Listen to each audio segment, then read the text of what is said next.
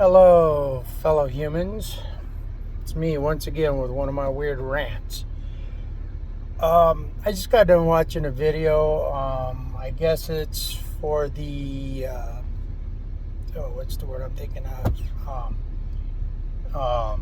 Hearing about the insurrection. I think I pronounced that right. For the Capitol that happened. It was on the 6th of whatever. And they're talking about all these emails and all this stuff that was intercepted, which tells me that, yeah, Big Brother's always watching. There's nothing we can do about that, unfortunately. But they're talking about all these emails and they're mentioning all these right-wing groups, they call them. Well, they call them that. But in reality, what they are is they're Second Amendment groups. Groups that believe, like the Proud Boys and stuff like that, that believe in your rights to have your weapons, your Second Amendment. Now, they're running a list off of all these groups that are supporting Trump and this and that Trump incited it all, and he's the ringleader and all this. And all these groups are doing their thing and saying this stuff, and they're coming to Washington to attack in large numbers. And I'm listening to this malarkey. This is what it is. What they're really doing is they're setting up a scenario in their minds that will permit them to call the Second Amendment wrong. They want to take away your rights as gun owners.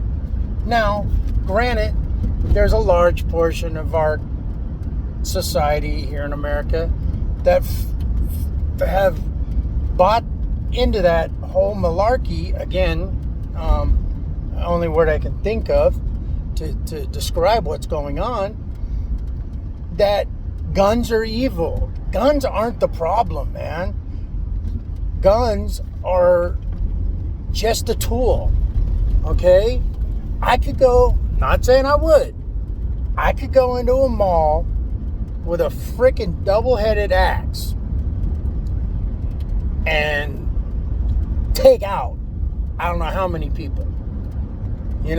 I could get at least 5 or 6 people before anybody did anything.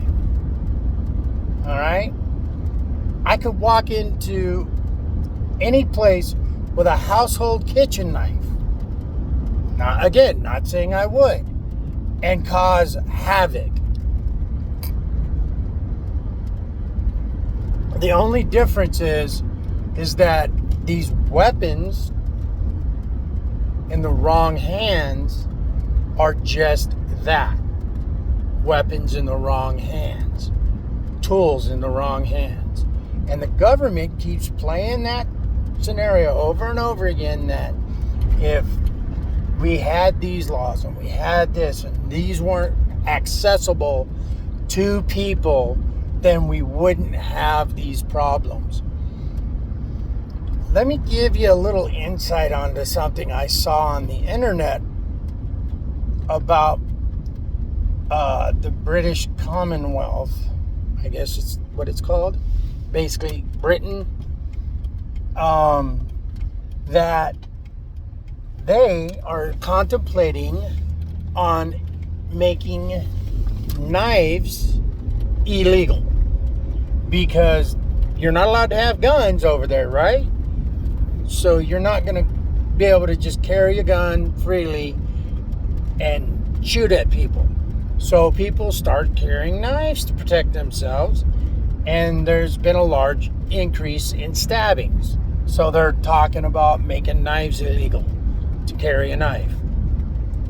Okay? Making laws to prohibit a specific weapon is not going to solve the problem of people who want to cause havoc.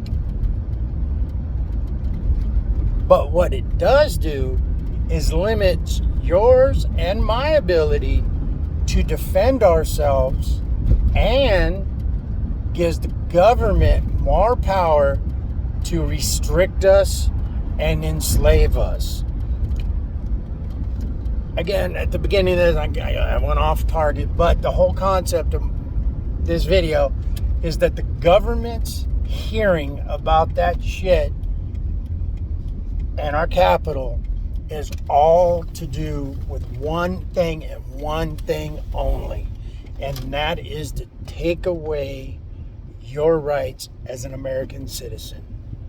And you notice every group that they mentioned in that was all groups that are law-abiding, good homeboy Americans that just believe that their God-given right by the Constitution to carry firearms. That's all they care. That's all they believe. That's what makes them dangerous. But yet, Chicago and other parts of the United States where people getting guns illegally, shooting each other, doesn't matter to them. It's specific things that they hone in on to uproar the brainless, that makes it wrong. Now, people say, oh, in the Constitution, it doesn't mean we're not, when they created that in the Constitution, they weren't thinking about the advancement of firearms. Well, if you think about the way the Constitution is written, it's written so that we can create militias, however you say that word, to defend us against tyranny and foreign entities that wish to do America harm. Now, that means we were, when the Constitution was not invented, but written,